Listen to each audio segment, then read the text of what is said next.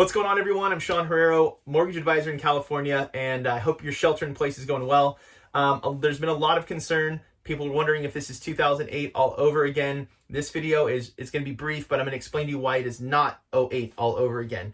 I worked at Countrywide when everything fell apart. I remember it like it was yesterday. My middle son was born October of '07, and all I wanted was to have a job so I could have insurance for when he was going to be born. That's the number one thing that crossed my mind that entire time. So I know it inside and out. Here's what you have to understand about the differences. In the last week, we've seen certain mortgage programs go away. That is a fact. It's happened. The mortgage programs that we've seen go away are what are referred to as non-QM loans. QM stands for qualified mortgage. Through the Dodd-Frank Act, which was the result of everything that went wrong in '08, the government put a bunch of rules in place, basically. So there's certain characteristics that are required for a loan to be considered a qualified mortgage. That creates certain protections. If you do a non-qualified mortgage, those protections don't exist. You're at your own risk. So when the economy shifts and people potentially are going to lose jobs, and unemployment this week jumped to 3.2 million, unfortunately, they're going to pull out because there's a lot of risk. So we've seen those programs pull out. Now, the difference between that and 2008 is 2008, those types of programs were like 95% of the mortgage. 95% of the market. So you had interest-only loans, you had 100% loan to value, meaning zero down payment, you had stated income, you had negative amortization loans. And that's another piece we'll talk about why this isn't '08 again. So you had all these factors that were predominantly the loans that are being made. Nowadays, I'd say it's less than 5%. I can think of 3 non-QM loans, non-qualified mortgages I've made in the last 3 years. It's just not a super common program need anymore. So that's a good sign. That means that, there's the large majority of loans being made fit and they're not going away. If loan programs are still available to people, people can continue to buy homes.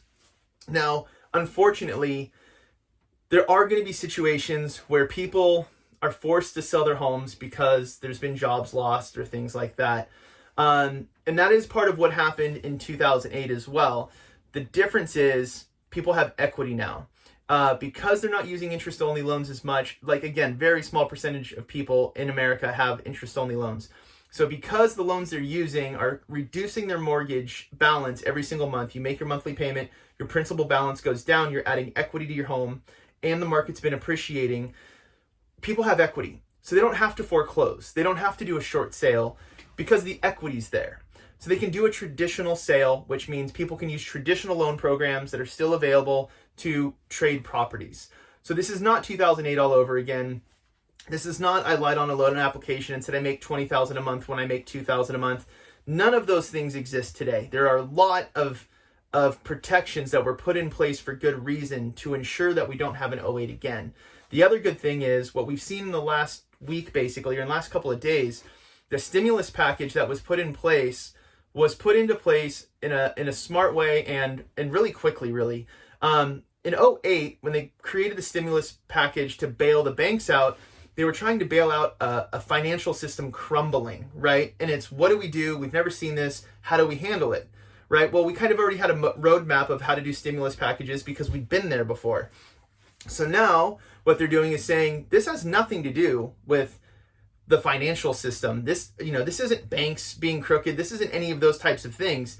This is, we as the United States government have told people to close their businesses and to stay home and to not, basically shutting down commerce as a whole, right?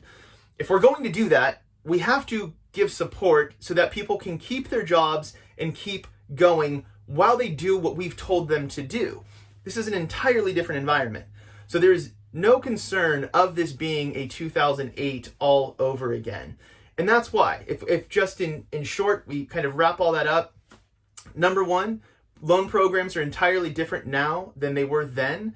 95% of the loans we're making now are conventional, traditional, Fannie Mae, Freddie Mac, FHA, VA, kind of government-sponsored loans for the large majority. 2008, they were the exact opposite. It was all these creative loan programs. We're keeping jobs in place. That's what the stimulus package is for. And the Federal Reserve is pumping money into mortgage-backed securities and treasuries to ensure that interest rates stay low to keep homes affordable. So this is not 2008.